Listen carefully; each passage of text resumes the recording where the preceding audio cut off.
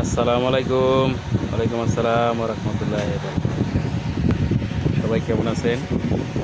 আজকে একটা auto charger fan খুললাম। মূলত সমস্যা হয়েছে পাওয়ার সাইড খারাপ। পাওয়ার সাইড খারাপ, ফিউজ সহ ফেটে গেছে। এই ভিতর রেস্টের সহ ফিরে গেছে। তারপরে পাওয়ার আইসি শর্ট। এখন আমরা এই দেখা যায় ছোটো ছোটো পাতগুলা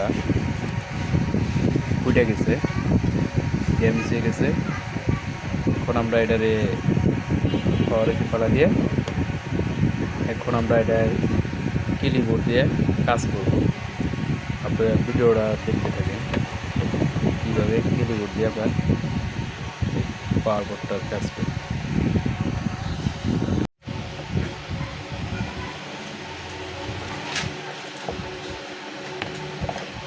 এই আমাদের আইসি তোলা শেষ।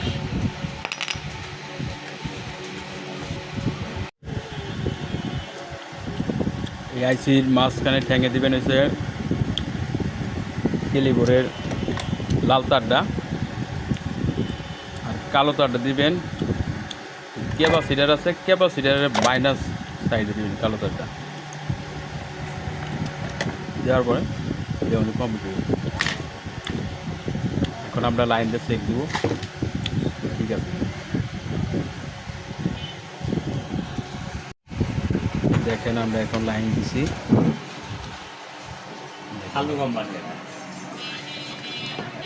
ব্যাটারি চার্জ হচ্ছে, দেখুন। এইভাবে আপনারা কিলিবোর্ড দিয়ে কাজ করতে পারেন। ভিডিওটা দেখার জন্য ধন্যবাদ।